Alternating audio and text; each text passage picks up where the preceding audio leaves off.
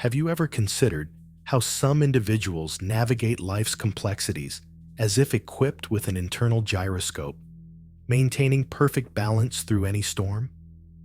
A project's deadline is suddenly moved up. It's a logistical challenge, not a personal crisis. A business partner expresses sharp criticism. It's data to be analyzed, not an indictment of their worth. They seem to operate with a different set of internal physics. Then, there is everyone else, who often move through life like ships without rudders, tossed about by the slightest waves of circumstance. An unexpected expense becomes a source of overwhelming anxiety. A stranger's ambiguous comment is replayed and dissected for hours. A minor technical glitch feels like a universal conspiracy against them. What is the fundamental distinction between these two modes of being? What is the principle understood by the composed that eludes the perpetually distressed? Because realistically, the majority of people live in a state of constant psychological reactivity.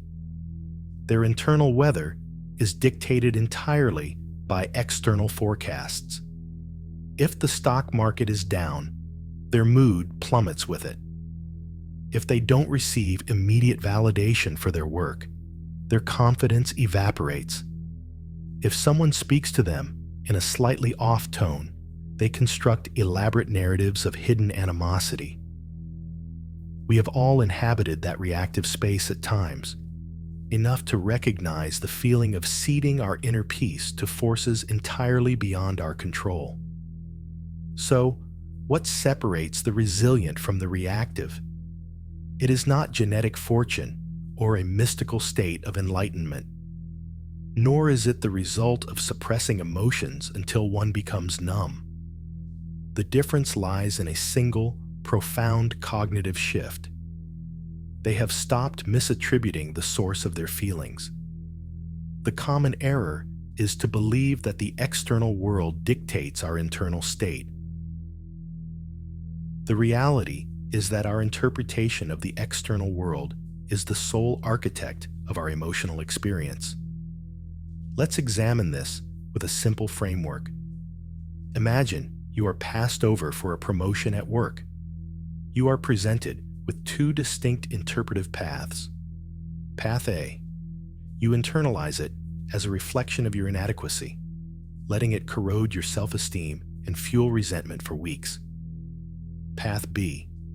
You view it as a neutral data point, an indicator of a misalignment in skills or expectations, and begin formulating a strategy for your next career move.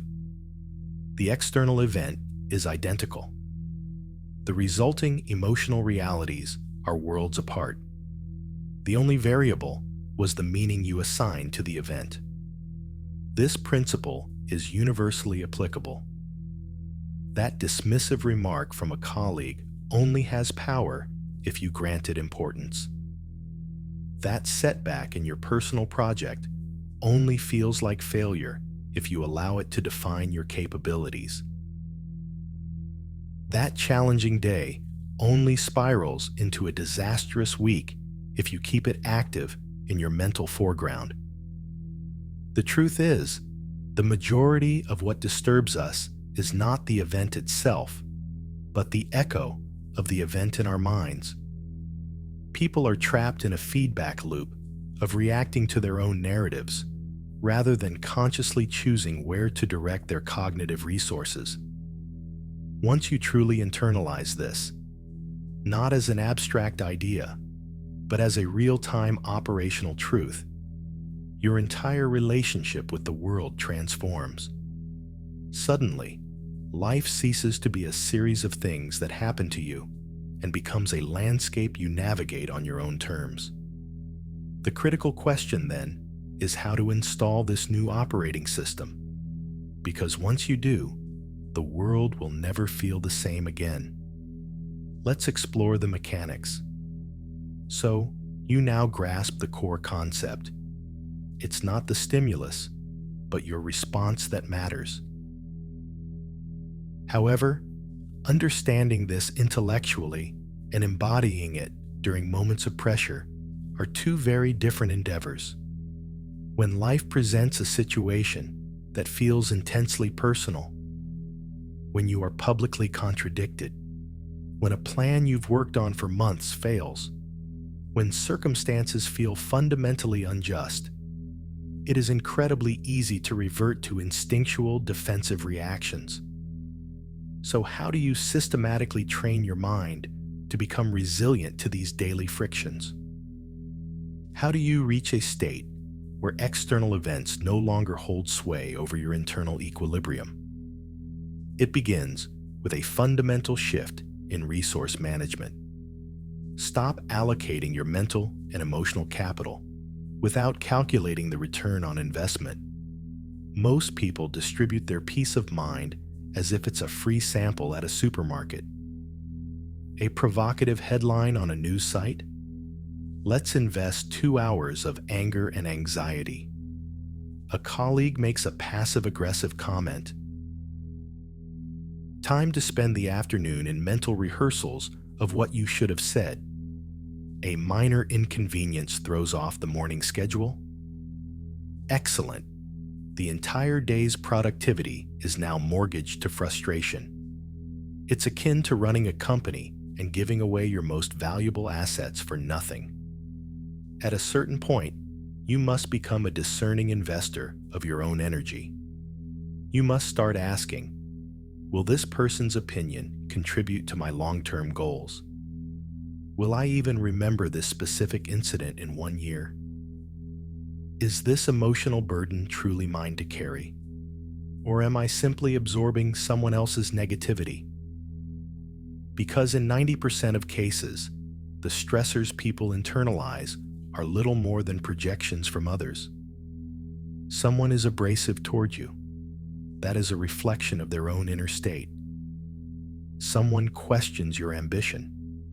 That reveals their own limiting beliefs. Someone undermines you. That speaks volumes about their character, not yours. Think of it this way. When you react, when you become agitated, when you allow an external event to seize control of your emotional state, you are effectively saying, "Here, take my power. I don't need it." But your peace of mind is your most valuable asset. The individuals who navigate life most effectively, the ones who remain steadfast, have realized that most things are simply not a worthwhile investment for their energy. An interesting phenomenon occurs when you cease to react. When you disengage from negativity, when you become a stable force, something peculiar happens. The individuals who once provoked you find they have no leverage. The situations that once derailed your day now seem insignificant. The world feels less burdensome because you've stopped carrying things that were never your responsibility. Once you experience that level of cognitive and emotional freedom, it becomes the new standard. But there is one final component to this framework, a way to move beyond simply being unaffected by the world and to begin actively shaping your experience within it. And this is where the process becomes truly empowering. The reality is, most people don't truly desire emotional self-control. They claim to seek inner peace, but when life offers a stimulus for agitation, they take the bait with predictable regularity. A superior sends a curt email. It's time to spiral into theories about their hidden meaning. Their internet connection drops during an important meeting. Clearly, it's a targeted act of cosmic injustice. It is almost as if people find a strange comfort in being governed by their emotions. They will claim, "I can't help how I feel," or "This is just my personality." But here is the strategic insight. The moment you cease to react, you gain a decisive advantage. This is true not just in your personal life, but in all domains. There is a reason the most effective individuals in any context, be it a complex negotiation, a delicate social maneuver, or a heated debate, are invariably the ones who maintain their composure.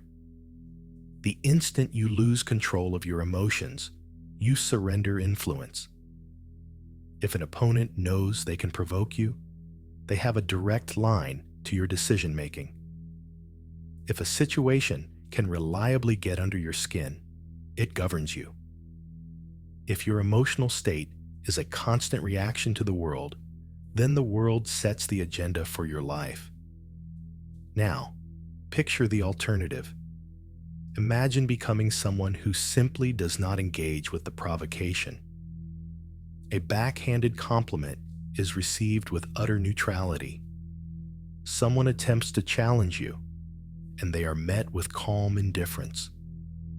Life introduces unforeseen complications, and you pivot without emotional friction. This is not about being passive or ignoring issues. It is about refusing to allow those issues to dictate your internal state. When you master this, others begin to interact with you differently. They cease to test your boundaries as frequently.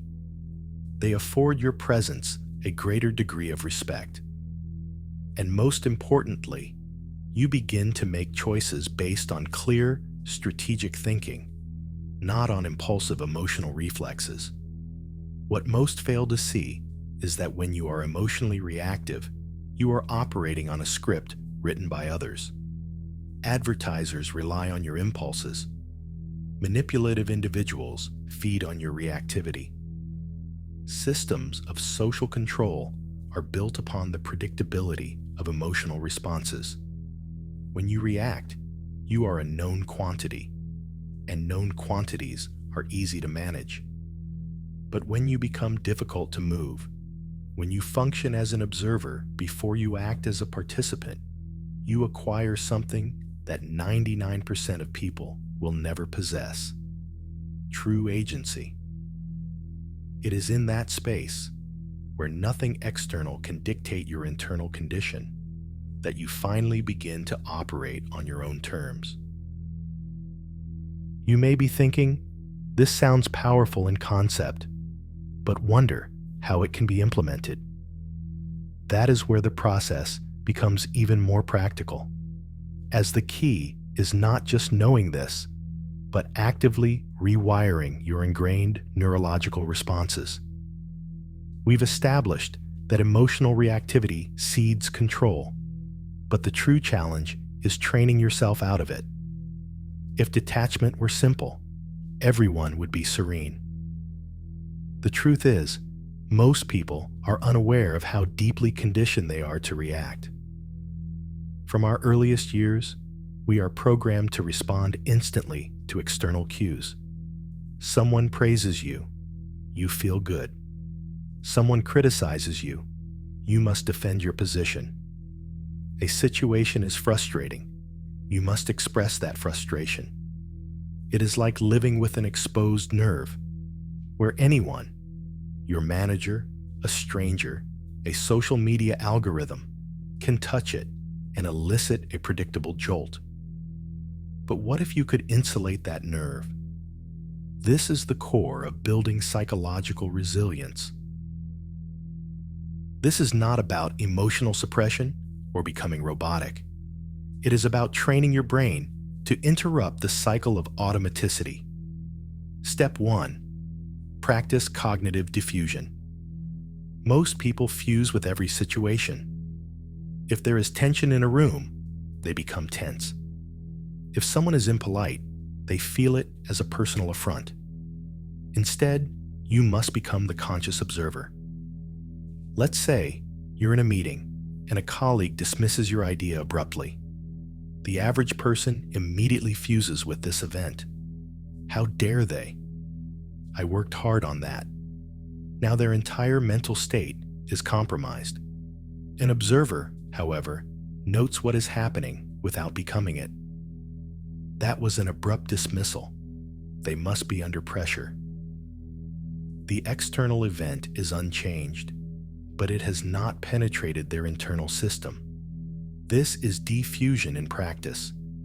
You allow the world to happen around you, but not necessarily in you. Step 2. Implement the deliberate interruption. Have you ever noticed that most poor decisions are made in a flash of emotion? That is because strong emotions can bypass the rational centers of the brain. The solution is to create a space between stimulus and response. Someone says something inflammatory. Pause. You feel a surge of anxiety. Pause. You feel the compulsion to argue a pointless detail. Pause. That sliver of a moment of intentional silence is where your freedom is found. It gives your higher order brain functions a chance to come online and ask, is an automatic reaction the most useful response here? Here is a powerful heuristic.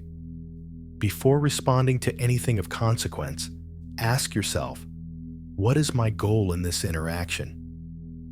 99% of the time, an emotional outburst is not aligned with that goal. Step 3. Defund dramatic ecosystems. Drama, in professional or personal life, is a system that requires fuel. That fuel is reaction. Gossip dies when people stop engaging. Toxic dynamics persist only when they receive an emotional payoff. Arguments escalate only when both parties commit to fueling the fire. When you stop providing the fuel, the system starves. Imagine someone attempts to draw you into a conflict, and instead of taking the bait, you respond with a calm, neutral observation. They are left holding all the emotional energy with nowhere to put it. The truth is that people who seek to provoke are not looking for resolution. They are looking for engagement. When you offer none, they have no power. This is why the most formidable person in any situation is often the one who refuses to be provoked. As you implement this, you'll notice a strange shift. People will start to treat you with a different kind of respect. They will test you less, and when they do, they will quickly learn you are not a rewarding target. Once you build this psychological resilience, you become untouchable. At this point, you might wonder what to do when emotions feel too powerful to simply observe. That is a critical question, and it is where the final step comes into play: reprogramming your emotional processing at the source. You might be thinking, what about circumstances where the emotional tide feels too strong, where detachment feels impossible? This is a valid point, and it's precisely where the theory meets the road. If you have spent decades practicing reactive patterns, you won't unlearn them in a day. The key is to understand it's not about fighting emotions, but about changing how you relate to them. Step 1. Treat your nervous system like a trainable system. People often see their emotions as unpredictable forces of nature. But emotions are responses, and responses can be trained.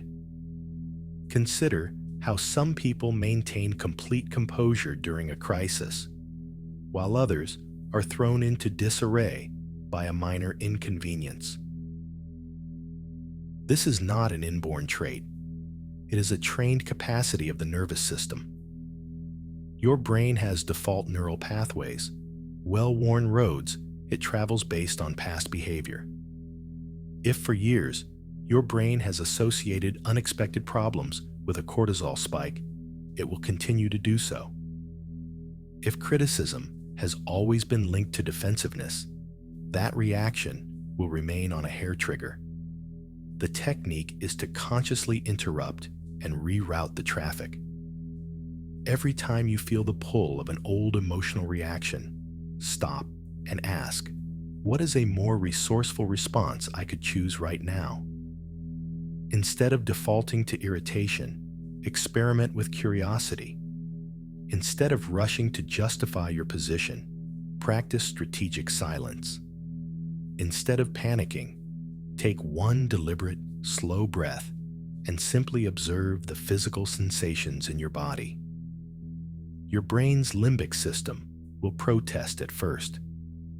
It will insist that the old reaction is necessary for survival. But if you consistently override that initial impulse, you will begin to carve out a new neural pathway. Eventually, the new path becomes the default. One day, you'll encounter a situation that used to trigger you and notice nothing. The old charge is simply gone. That is the sign of progress. Step 2. Become the architect of your internal narrative. People don't realize their internal monologue is constantly generating the very feelings they experience. The next time an event affects you, ask, what is the story I am telling myself about this event? And is this story serving me? In 90% of cases, the answer is no. Step 3. Use asymmetric responses to disarm others. Here is a technique that will fundamentally alter your interactions. When people anticipate a specific reaction from you, and you provide its opposite, it completely neutralizes their advance. Have you ever seen someone respond to an insult, not with anger, but with calm agreement and humor? You are incredibly stubborn? Yes, it's one of my most effective traits. You just don't take anything seriously. I find it conserves energy. You really don't care, do you? About this? No. This is a form of strategic compliance. It takes the negative energy directed at you and strips it of its power. By refusing to be affected, you send an unmistakable signal. Your attempts to control my emotional state are irrelevant. Nothing disarms a provocateur faster than the realization that their provocations have no effect. And consequently, the less reactive you are, the more genuine influence you will command. People test you to gauge how much power they can have over you. The moment they conclude you are immovable, they cease the tests. Ultimately, being unshakable is not about being devoid of feeling. It is about refusing to let feelings be the sole driver of your actions. It is about consciously making a choice in every moment. Does this situation define me, or do I define my relationship to this situation? Because once you stop reacting to things that are not worthy of your energy, you begin to live life on your own terms. And that is when everything truly begins to change.